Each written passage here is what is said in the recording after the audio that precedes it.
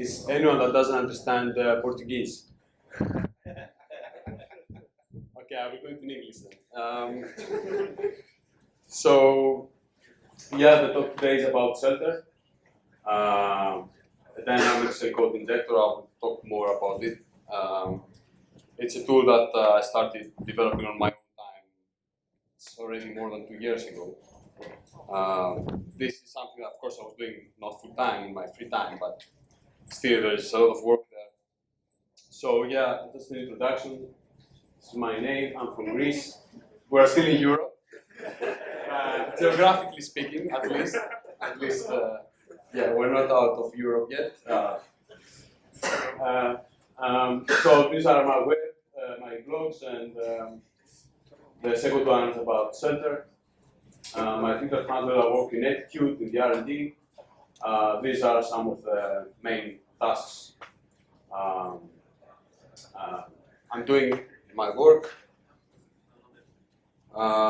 So we're also recruiting if anyone is interested. If you have a passion for any of this, come and talk to me later on.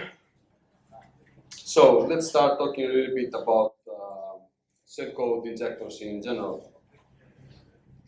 Yeah, that's this is a reality check. Shellcode injectors suck. They suck big time. And I'm going to start explaining why. First of all of them, they use static or predictable injection locations. It's going to be in a code cave, it's going to be appended at the end of the file, or add a new section with dodgy permissions, and blah, blah, blah. So this is how it generally works. They might just patch the entry point, just put a cross-section jump to another section, or just totally override the entry point with code. They really rely on, if they're not totally static, they just rely on recognizing some common compiler entry points like Visual Studio, etc. And they just they know where is the call to the location, so they try to inject the code there instead of doing it directly in the entry point. But all this is very easy to find statically. As I said, they might just start the new section. They can just modify the entry point to start executing directly there, so they avoid to put a breakpoint. A jump to another section directly in the entry point. But of course, usually in legitimate binaries, the first section is the section that holds the executable code and the entry point, of course, of the main module. So this is very dodgy for AV scans. Of course, you might have cases of like just they add the TLS callback entry, so they don't need to modify the entry point. But still, this is easy to find. The scan is through the P header. You can find the pointer to that. Just go scan that goes specifically, and AVs do that. So what can you do? If you use non-encoded payloads, you are totally busted. There are many AV vendors that can detect specific patterns of cell code generated from Metasploit. Usually all the cell code generated by Metasploit has the entry point of it is very similar. So what can you do then? You have to encode your payload. So you need read, write, execute permissions where you're going to do it. So they're going to usually just change section permissions in a specific section where they have put it. Either this goes in already existing section in the code cave, or they just create a new one. Yeah. So then we have framework wrappers. They just use Py2exe and other things like Veil, which is still not, it's not bad, but still not very dynamic. You have Backdoor Factory, which it can indeed maintain the execution of the original application while you execute your shell code, but this is assuming you have bypassed the AV. And this is not mentioned, but Backdoor Factory just uses the oldest technique to do that. Just directly patches the entry point and jumps to the shell code, which starts always with the same stub, and it has read, write, execute the permissions. You can test this on. You will see it's not really good. So I'm specifying here. So basically, this is let's say this is a legitimate P file. So you have, for example, an injector, a shellcode injector might just redirect the entry point to the code cave of the first section. Still, you have an encoded payload that needs to decode itself. You need to rewrite execute permissions. This is very dodgy. Usually, you have specific permissions for each section. You have the minimum required. So, code sections should have read, execute, data, read, write, our data that's a common name to hold the imports table should be just read, and so on. This is another case. Just jump from the entry point to appended code in the resource section. Again, you need to, if you want to execute the code there, normally doesn't have execute permissions. You need execute if it's also encoded, not needs to decode itself, you need full access. Or you can just create a new section with full access again, really bad, or just change the permissions in a random section. Again, put it in a code cave there if you find enough space. So yeah, it's totally bad, but hopefully this is where I come to the game. I decided to totally change all this, and this is my main motivation. So create something that is truly dynamic, doesn't rely on static stuff. For example, not without patching the entry point, with cross-section jumps, etc. Don't change the entry point to be in another section. So not use static P templates. Sometimes they use like main executable, where they used to inject there, and that executable is just the loader that loads it. But then they have to stick with one template, which makes it more easy to create AV signatures for that. But we still need to support encoded payloads. It's very important. We need to avoid relocation fix-ups. You cannot just inject anywhere in the binary, because you might fall in the relocation stable reference. Might break if you just modify your code. And of course, we need to know if there is some more self-modifying code.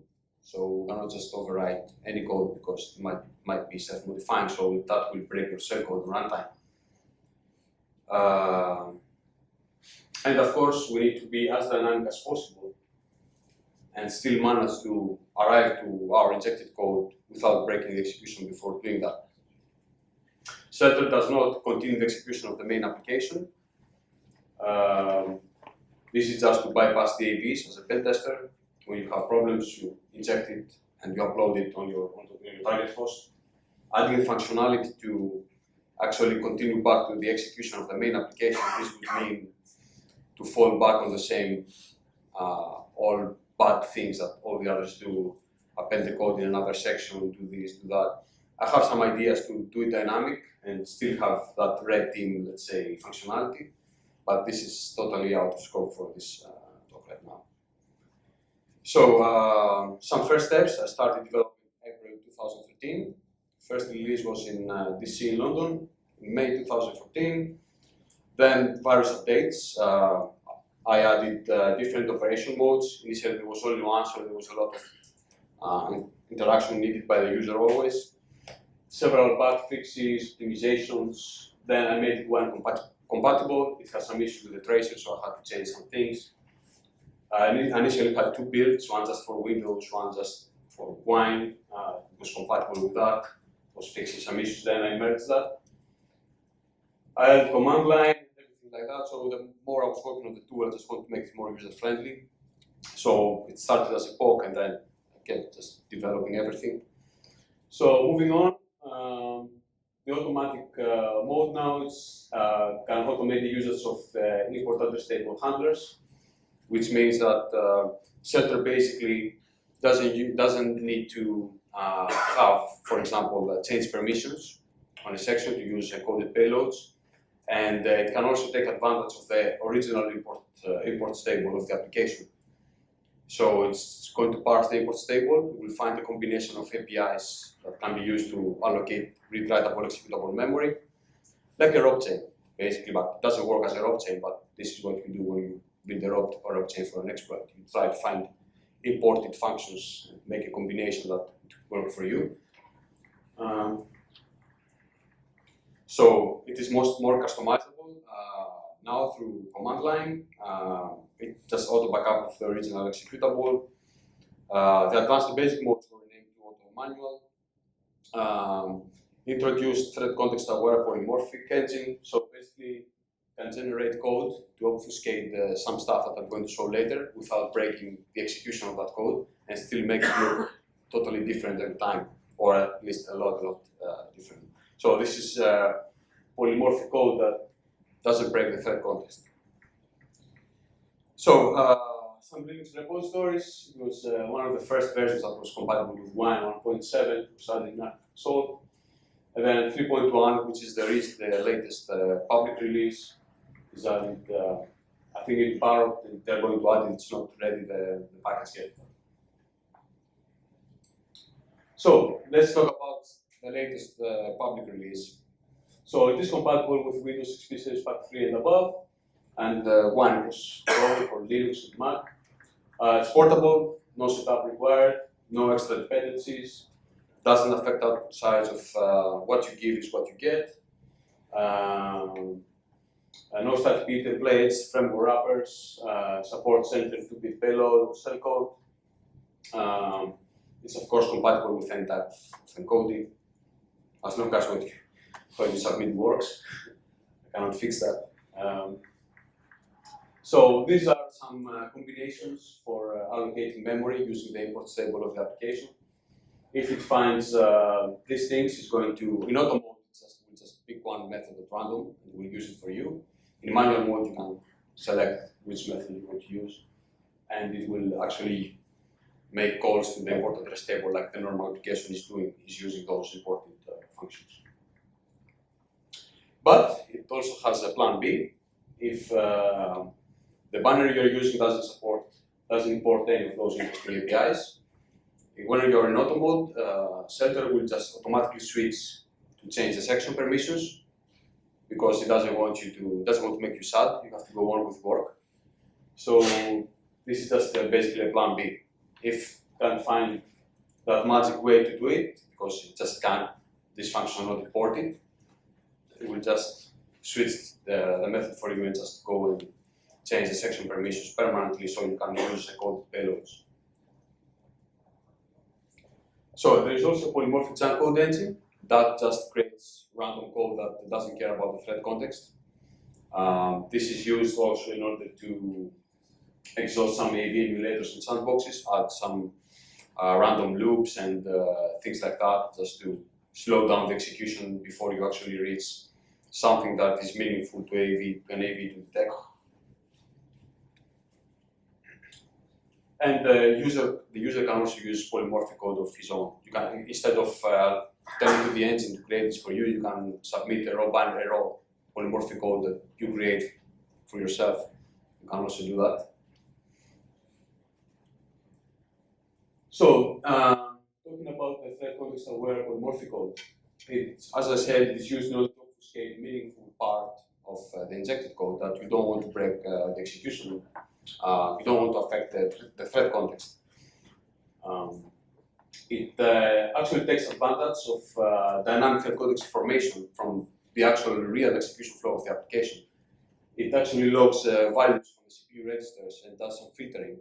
So it can tell you later, okay, at this value it's going to be the same every time you run the application. So this is a unique feature that it was always there from the first release. The only difference was that it required a manual interaction from the user. There is some updates now I'm going to show later that totally automates some stuff and does some magic there. It, as I said, can detect self-modifying code. Trace single multi-thread applications. You can just trace all the threads, so it's more safe. You don't want to inject into a code that is executed in another thread, and then you might override partially a function that is executed by a thread, which is actually executed before a thread that executes another part of the code that you have partially overwritten. So it's better to keep track of all the threads And as I said, full dynamic injection locations based on the execution flow. So it looks awesome. Not yet. This is Shellter version 4. It introduces some awesome stuff and makes it even more user-friendly and better for the user. So first update, enhanced injection randomization in auto mode. So I'm going to explain what this is. So up to version 3.1, when we were using this in automatic mode, it will just use the last injection location available from the list. This is also meaningful in terms of how deep in the execution flow you go. So this is, but in auto mode, because we want it to completely automatic, Shellter will just trace the application for 30 seconds, whatever it can trace for 30 seconds, and then it will stop and automatically proceed with the next stages, so you don't have to interact with it. So that's what could cause, because that sometimes you use that in the same machine. You could basically use the same binary to inject their different shellcode that more or less has the same size and things like that. So in 30 seconds, you might always, in auto mode, you might just always pick the same injection location in the same binary in different sessions of using the tool, which totally made sense. So Shellter version 4 randomizes this over a percentage of the last available injection locations deep down in the execution flow. So it will just take a percentage of this and use one at random. So even if you use the same application, you have with it the same amount of trace instructions, same size of injected code, you will still be in another place. So I'm very bad with leading PowerPoint. I talked before, so thin, but that's it. So, and this brings us now to the proprietary encoder. It was about time to introduce this, and I'm going to explain why. So, just a random selection of some operations. The coding happens on a higher language level, C++, and then randomizes the user of counter pointer to data registers, generates the decoder in assembly based on all the operations that were picked up. So the decoder is not static, not even the register usage in the generated assembly. The amount of instructions it's not the same, the combination is not the same, the register usage is not the same. And after it does everything, it just generates a decoder in assembly and binds it with a payload. And you can also obfuscate it using thread context-aware polymorphic code, which makes it totally like obfuscated.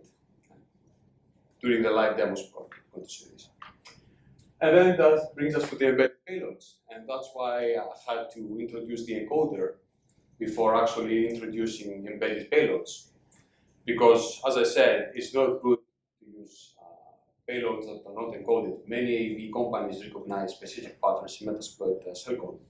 So I had first to build my own encoder, so you can configure the payload from Shellter, and then Shellter will encode it for you. And it will obfuscate the decoder if you want, which is recommended, of course. So this is I embedded the basic payloads that a lot of people use: interpreter, reverse, and bind. Shell reverse, that's direct, and bind, and win execution command. I think most people probably, when you want to inject, to upload the binary, you probably need, most of the time, you just need one of those in hand. So this is an example. Target.exe is the binary where you're going to inject. You select as a payload interpreter reverse TCP, you set the IP, you set the port. You say to Shellter, I want this thing encoded, so encode. I want the handler to be import address table, not change section permissions. I want to obfuscate the decoder, so it's poly decoder. And I also want to obfuscate the import address table handler. So you can also pass poly yet there. So this is basically the explanation of what it's doing. So it's basically what I described right now. And this brings us to the next feature of version 4, reflective DLL loaders.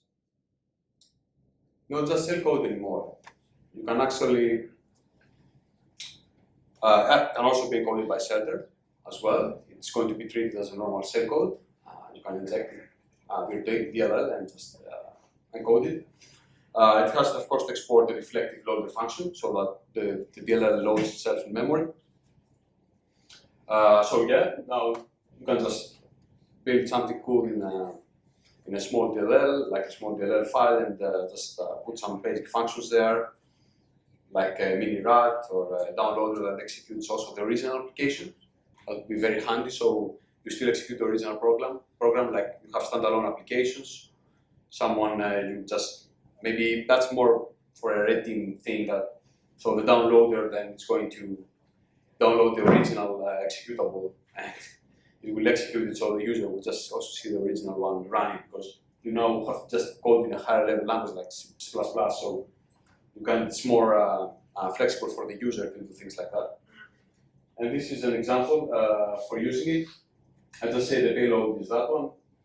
I say this is a reflective, treat it as a reflective loader, and this is the function name of the reflective loader inside the DLL. Encode it and create. I want the handler to be imported from the imported table, pull the decoder, and obfuscate the decoder and the get handler as well. And that brings us to the dynamic thread context keys, which is this is an awesome feature. Had to change a lot of things to make this work, but it's, I mean, just to see it working is, I don't know any other tool that does that thing. It actually automates the use of dynamic thread context formation as encoded keys. No manual interaction anymore. Shellter is going to automate all this for you. It will log and filter register values that can be used as encoding keys. You don't need to hardcode the key anymore. The value is going to be on one of the CPU registers whenever the execution flow arrives there. Only Shellter knows what the key was, and the decoder just needs to grab that value from a register at the right time and will use it for you. No key extraction, use static analysis, of course, and just directly try to emulate over the loop of the decoder. There is no key there unless you actually execute the binary and you get to the point where the key exists on one of the registers.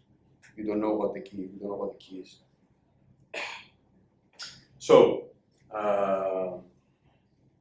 this is by design. There are some code injection permutations that you can use when you use Shellter. A simple one is just having the payload and then the decoder. Of course, if the payload here is encoded, which is recommended, we don't have an EAT handler here, so you would have to change the section permissions. It's not very good. Or you can just have the payload again and just add some polymorphic chunk code. Just doesn't care about the thread context. Just randomizes, generates a lot of random code with chunk loops just to slow down the execution before you actually get to the payload. Or you can have something like that, stacked, or you can have something like that. So in this case, you have an EAT handler. So it means that we don't need to stay section permissions or anything. So the decoder can take care of and decode the payload and everything. Or you can have this, you can stack everything together. So it takes more time to arrive to the EAT handler, which then will handle the memory for you to find a place and execute, or like allocate some memory where the payload can decode itself. Transfer the execution there, the decoder takes over, and then you go on the payload, and then you can also have a variation like that. Again, in this case, when I'm talking about decoder, I'm talking about Shellter's decoder. You can also submit an already encoded payload from Metasploit. It doesn't break Shellter. Just to make it clear, this is Shellter's decoder. Your payload can be also encoded by whatever you want. If you encode it with Shellter, you just add an extra layer of encoding. So decoder here is Shellter's decoder. If it's already encoded, it has the decoder stuff prepared, no problem.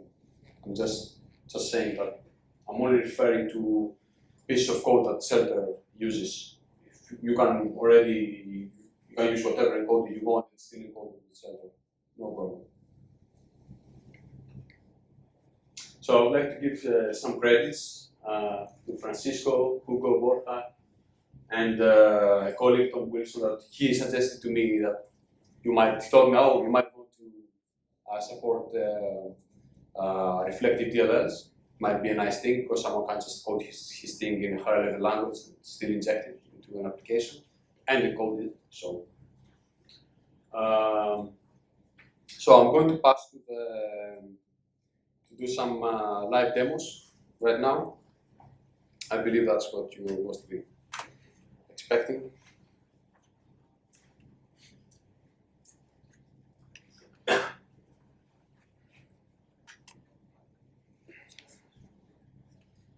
So,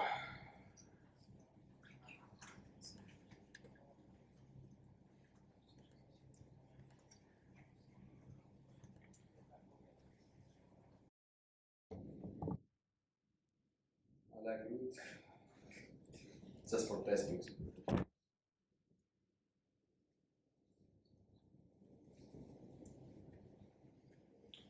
Right, so I guess a lot of people will want to use this from Kali rather than directly from Windows, even though I can also this using the tool from both. So I will just start with Kali, which makes more sense for most of the people here.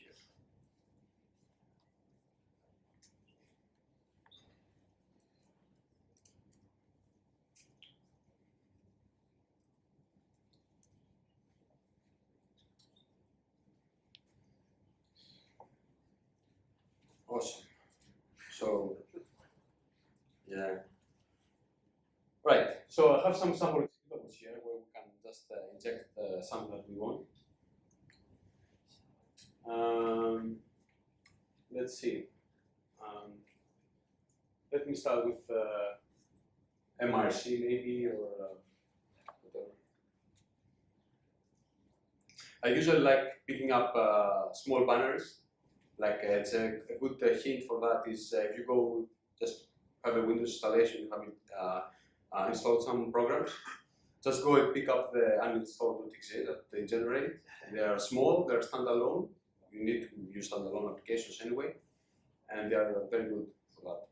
Standalone and small, like 100 kilobytes, 200 kilobytes. Awesome. Of course, this limits you to what you can inject. I mean, if you want to inject a DLL that is 1 megabyte, you can't use. You have to pick up something that can fit. Right. All right. So let me just use. This is just a hex editor. Most people know about it.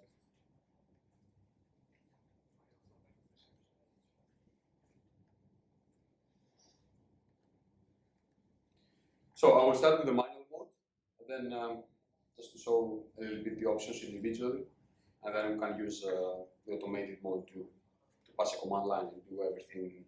The auto mode can also work without command line. In that case, it just automates everything, just requires from you the basic input. But you can just customize it through command line and maybe not enable an option or do something else. Manual is just totally specify everything.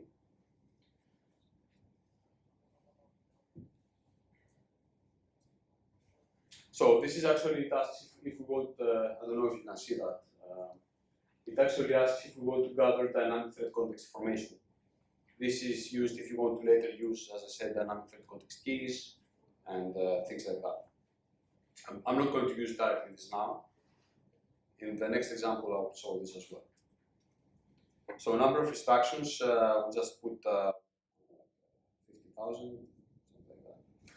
The number of instructions actually refers to instructions inside the PE file. It actually traces a lot more than what you're going to see, but it ignores instructions executed outside of the PE file. It doesn't care about those. It asks if we want to check for self-modifying code while tracing. So it can check for self-modified code in real time while you're tracing. And it will also, if you don't enable this, it's fine. You will also do this check later while injecting. Trace on threads, yes. So real-time tracing, no. So tracing starts. As I said, these are effective instructions inside the PE file. It actually traces a lot more. It doesn't care about those that are outside of the PE images that were interested in tracing. I'm not going to trace for all of them. Just put 50,000 hours. I'll just let it trace a little bit. I mean, the more you trace, the more deep down you go with the execution flow. So it's also better for AV evasion-wise stuff. So it's fine. You can interrupt trace. You don't need to wait. So it's going to ask if you're going to use a payload from this list or just submit a custom one. You can also submit your custom payload, just generate it from Metasploit as a raw and submit it. But just because I made this for convenience, I'm going to use one of my payloads. We can choose Meterpreter reverse TCP, for example.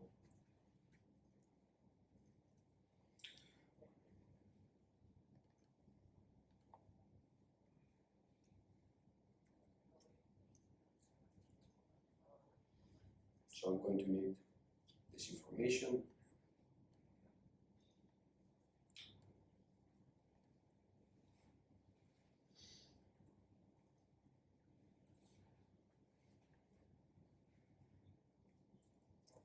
Port, again, you can put whatever you want, just put the default one. So then it's going to ask if we want to encode the payload with Shellter. And yes, we do. And do we want to obfuscate the decoder? Yes, we do. We want to make it as complex as we can. So it starts generating code randomly. And this stage might take a few seconds because it doesn't want to use static stuff, so it tries to generate things and bind everything together. So it needs to be very accurate at what it does. You can't just generate code at random without following specific things, otherwise you could break the thread context, which is very important at this stage.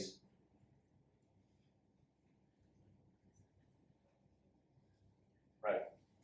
So it's going to ask if we want to use import address table handlers or just change the section permissions. I would say, of course, we want import address table handlers.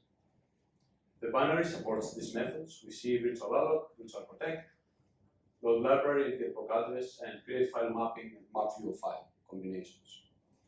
So let's try create file mapping and map view of file. Most people would use virtual alloc, but I don't. Just change it. And it's going to ask if we want to obfuscate that handler as well. Yes, we want to obfuscate that as well. So we make it as polymorphic and dynamic as possible.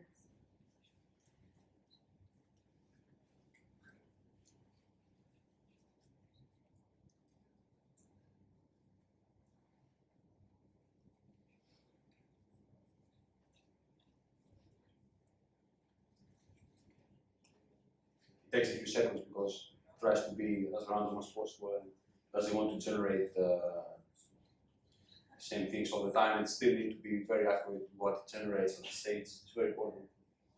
And then it's going to ask if we want to prepend polymorphic code. This refers to polymorphic junk code, code that doesn't care about the thread context. It's going to be put just above everything else, just to slow down before we actually enter meaningful code. Oh, let's put some. Let's put, here it asks if we're going to use our own code or just let the engine generate for us. We are going to use the engine. And let's say generate 300 bytes approximately of polymorphic chunk code. This is even more random because it doesn't really care about the thread context. So,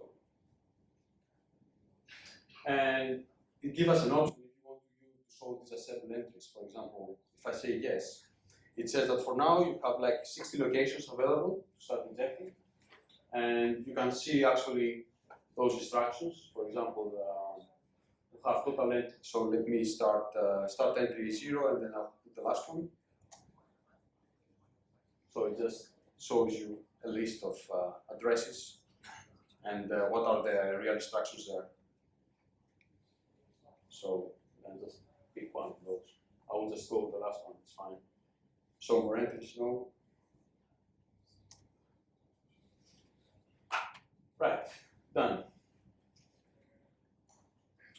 So what we need to do now is, of course, we need to start a nice handler here.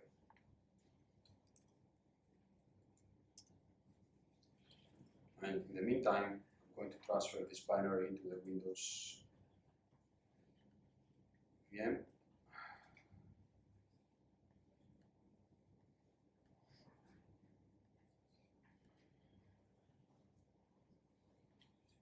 This one.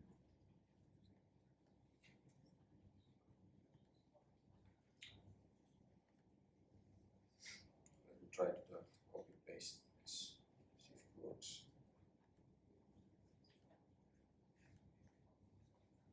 Ah, done. So, right.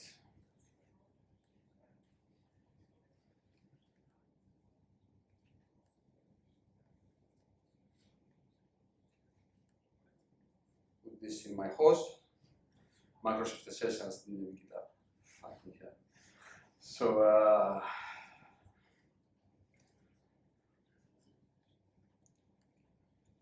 right.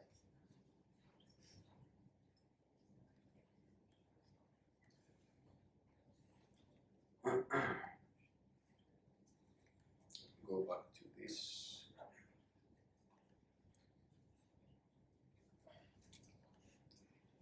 Right.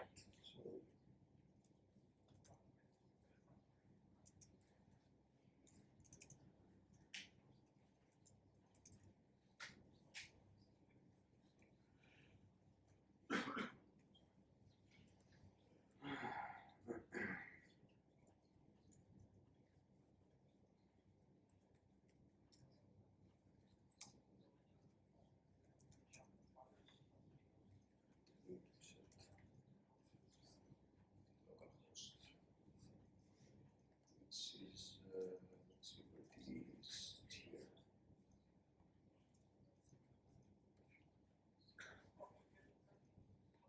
Copy. Oops.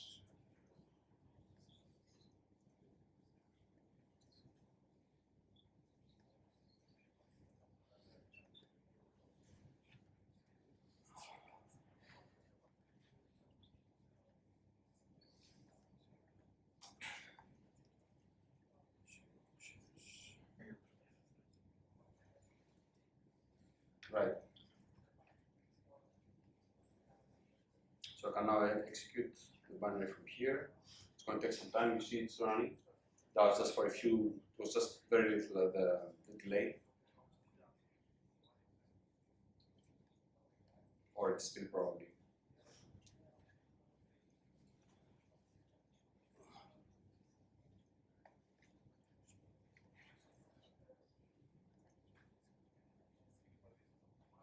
Oh yeah, I forgot to configure my settings here in the network.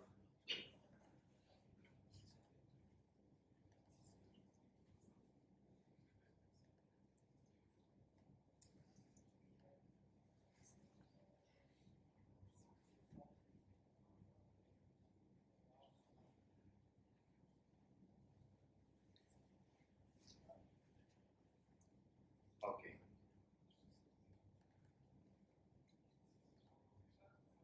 Right. So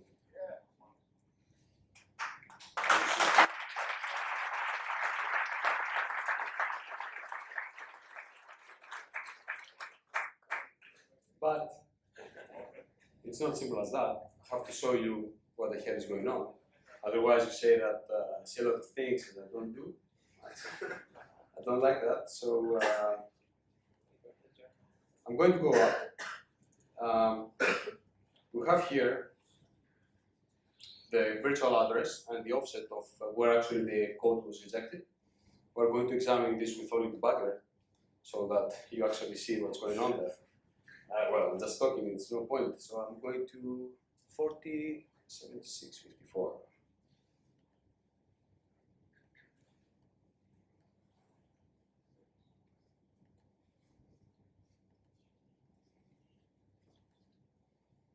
Right, like this.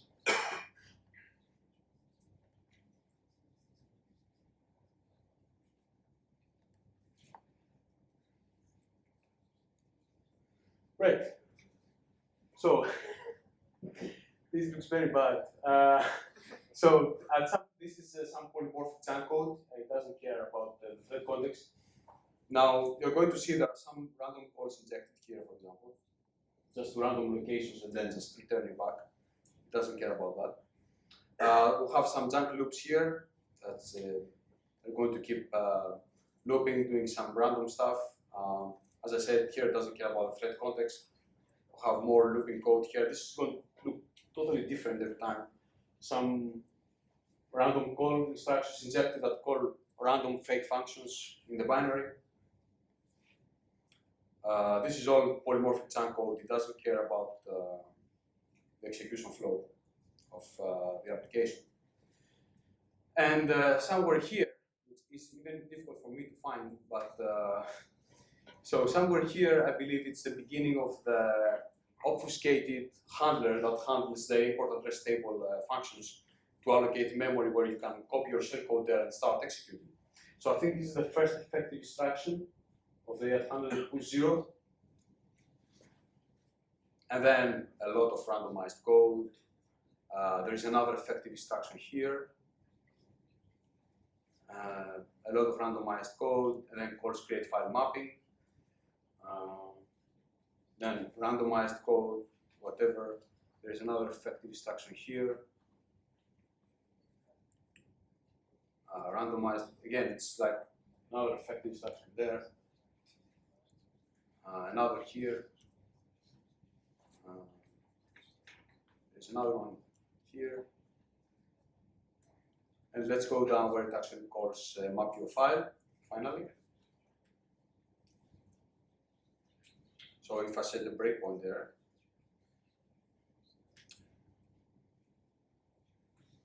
right.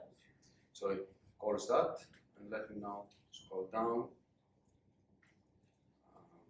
Let me find where it actually copies the set code. This is randomized code. So yeah, this is going to copy the cell code to an allocatable.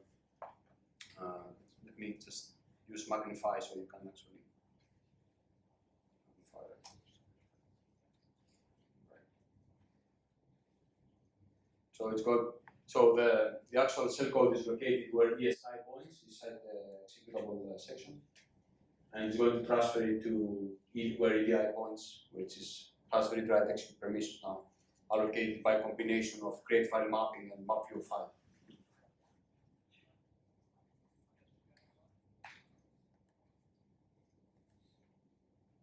So it's going to copy everything there. And then we're already here. We just jumped. And now, so this is the obfuscated decoder. So it's the decoder that Shellter generated, and then we decided to obfuscate it before. So this is obfuscated decoder. So let's find some useful instructions here. You see, it just calls the next instruction there just to find a place, then calculate the relative offset. There is a lot of junk code, and then there is a. Oh, I just pressed run by mistake. So let me go back. So there's a lot of. Let's find some decoding operations. Let's find some. So this is a decoding operation. You see, it just adds something where EDI points to. Could be another register. This is randomized. Just happened here now that EDI points to the cell code in the allocated memory. This is relevant from the transfer that happened before. This is now a hard-coded key. You see that it just generates a random key, and we didn't use dynamic thread context formation for encoding, so the key is hard-coded. You can also see here another operation. Then there is junk code. There is another operation. there is a node operation here. So all these operations are per deep word for every 4 bytes. It's not one operation for, it's like the random number of operations per 4 bytes of the shellcode. It's multiple coding. Here is another effective instruction. Then just a lot of chunk code. This is another effective instruction. Chunk code, a lot of things. And if I scroll down to the end of the decoder loop, okay, here is the, you see it has now decoded the Metasploit shellcode. But this is the main decoder loop. In this case, it used EX as a counter. Next time it can be not registered. But this is an example of this. So now I'd like to show you doing the magic by using dynamic thread context formation. So you don't have to hard code the key, you don't know what is the key. You won't see the key until you arrive at that point when one of the registers that's going to be picked up will actually hold the decoding key.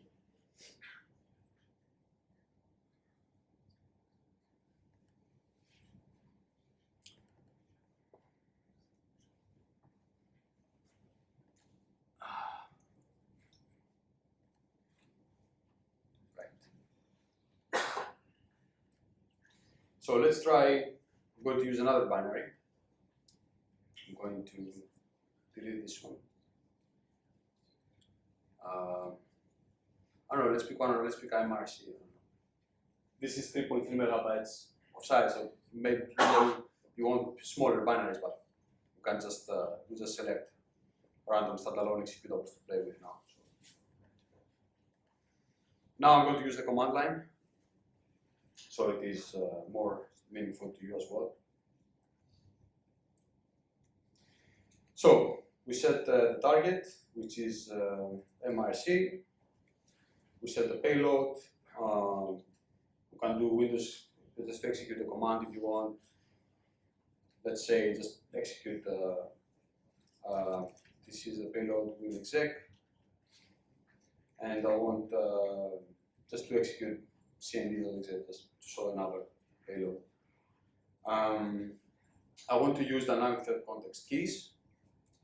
This implies that the shellcode, that the payload is going to be encoded, of course. You don't need to specify --encode. I want to, what I'm going to do now, I want to add any obfuscation to any of the parts so it's more clear, so you can actually see. Otherwise, with the obfuscated code, it becomes very complicated. You cannot see actually the real code that was generated. So is this enough? Let me try. Yeah, we need to specify also how we want to, which type of handling we want to use.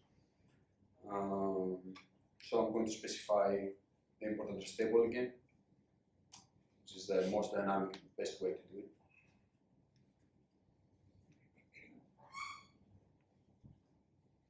So now the tool is going to automate everything for you. It's going just to trace for about 30 seconds, and then we'll proceed by itself.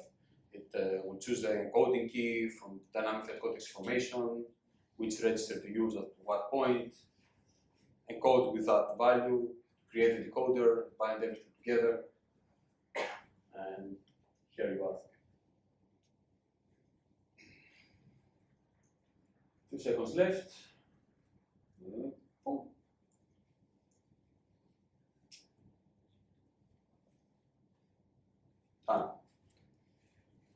We didn't use any obfuscation, so it was faster.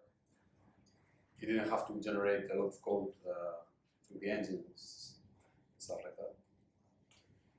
So I'm going to bring this now again to my host. Let's see if oh, Microsoft Essentials didn't give that up. I'm surprised. I was expecting. So this now is just supposed to just launch a command which it doesn't. And voila. So what I'm going to do now, though, right. So let's go back and see how now it decodes, because it's not going to use a hard-coded key. So I need to go back and just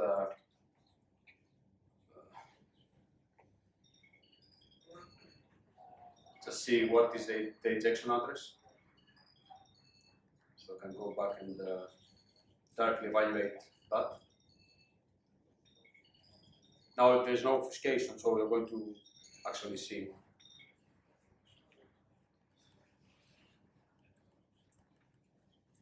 It's of course recommended to use obfuscation, because this randomizes a lot the output. Makes it very difficult to write the detection schemes for that. So it is 60B252. Right. So again, load it in.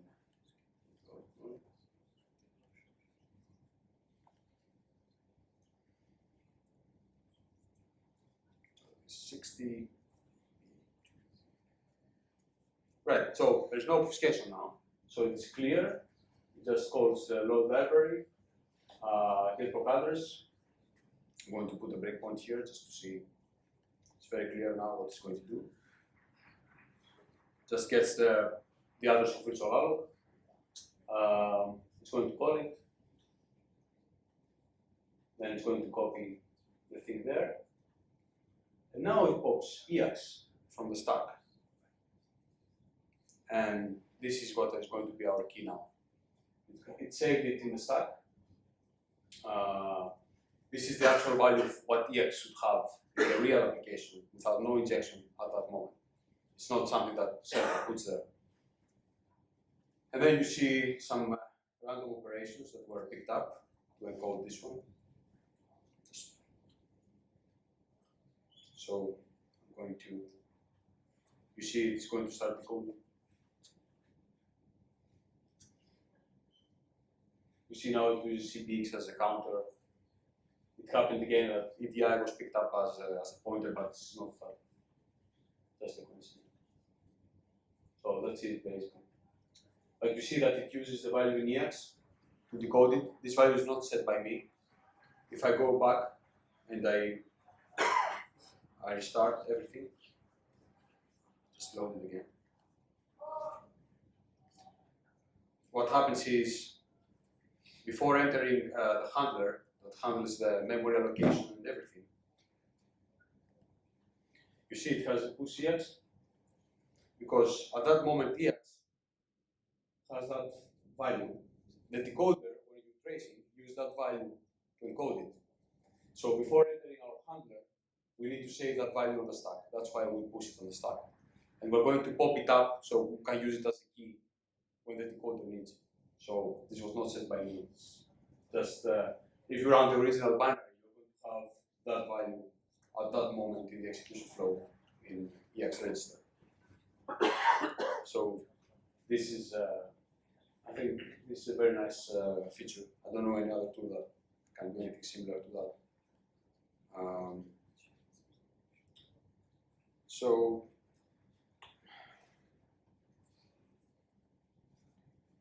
we go back. So this changes a lot the thing, because you don't need to hard code the key. Of course, this might have some. I never had a failure with this feature, even though it's really risky. It never failed to my tests. So you're welcome, if you use this tool, you're welcome to use dynamic thread context keys and see if that ever will fail. But I never had it fail, even though it seems to be a very risky thing to rely on value in the register. I do some, of course, some filtering. It's not random, so it knows which register values to pick and when. So, but you can play with it if you want. So, how much time? 5 minutes? Yeah. Well, I think I'll just let you ask some questions now. We don't have much time left anyway. I can upload these binaries on VesselGas if you want. Not the second one because they use an obfuscation, so it's not. But the first one, why not? So let's see.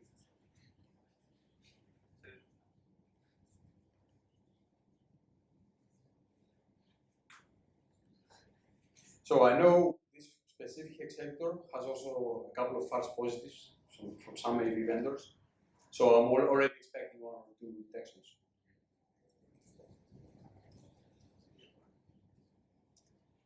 Maybe it was not the best example, but it's fine.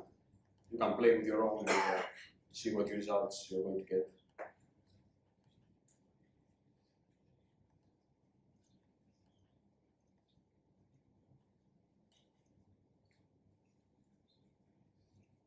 I'm already expecting a couple of results, or a couple of detections at least, because I know this specific injector.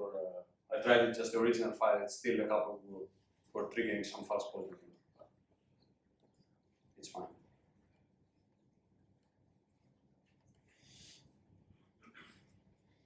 Our uploading file, Kyriakos, let's see if it's going to.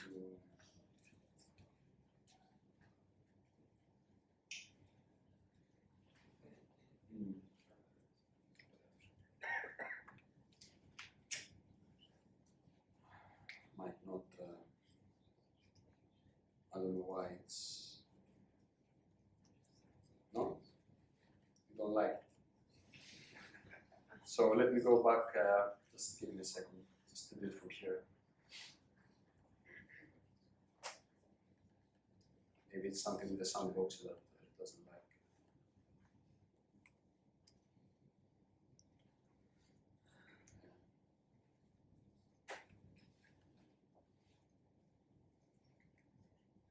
So a guy said, told me on Twitter that I'm retarded because I upload my samples from VesselGas.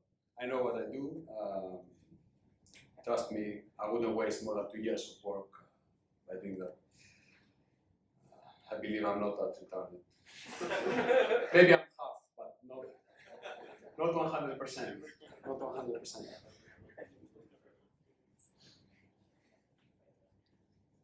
So, we're expecting a couple of detections anyway.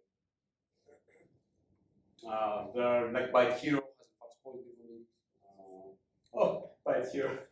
Yeah. It's fine.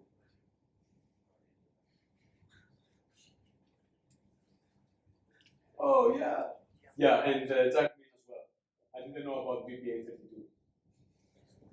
But the others two are common. We got the binary, just the original. Yeah, just those 3. I could use another. It's funny because it seems that there are still specific binaries that by themselves they're not very likable by AVs. Then you use other binaries like putty and things like that, and you go totally undetectable. I don't know. So, how much time? Can I have 5 minutes? Who wants to see putty? Who wants to see putty? All right. Let me see if I have it here and or use. I don't have it here. So let me use Steam. Let's use Steam. Steam is not bad, and I can also use it from. Let's use it from Windows this time. So let's right. Just one last example then. That's it. So.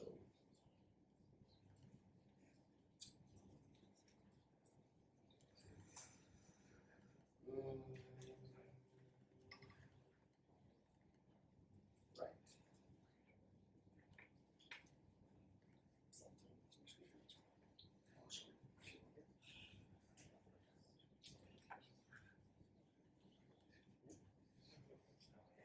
Okay, so I'm going to use Steam. Let's see what happens with Steam.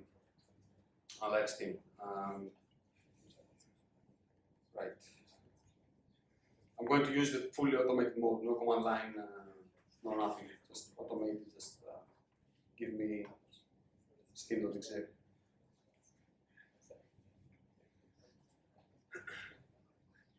So we'll just select the payload later. Just let it run for a few seconds.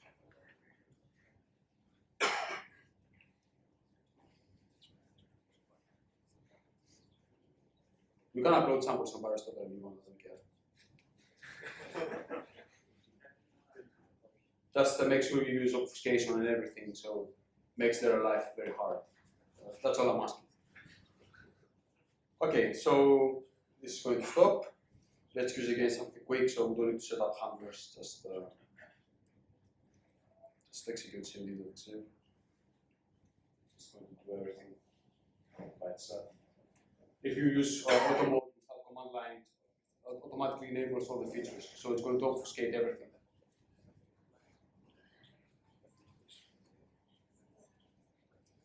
So it takes a few seconds. It's also a VM, so.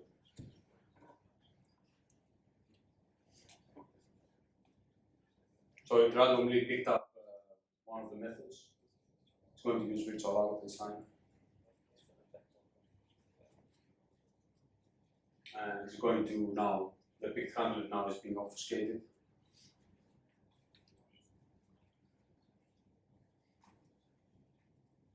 And it's going to add some polymorphic chunk code on top of everything, just for the sake of it to execute more instructions before arriving to the effective stuff. Done? So if I just run Steam, you see it takes some time to actually execute the command prompt. It's because of the junk code that we have actually prepared, and then oops. So let's add this thing to the virus photo.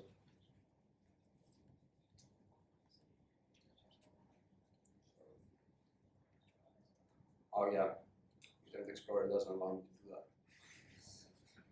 I forgot.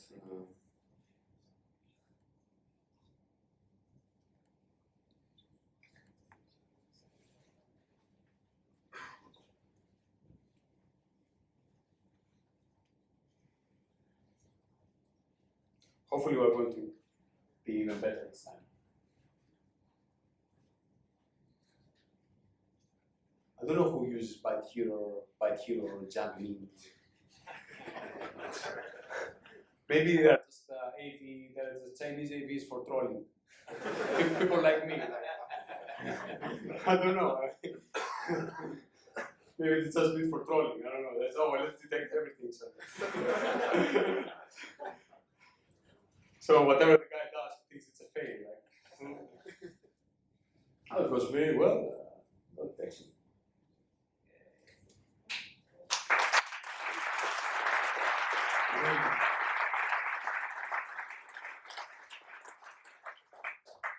So, just to wrap up,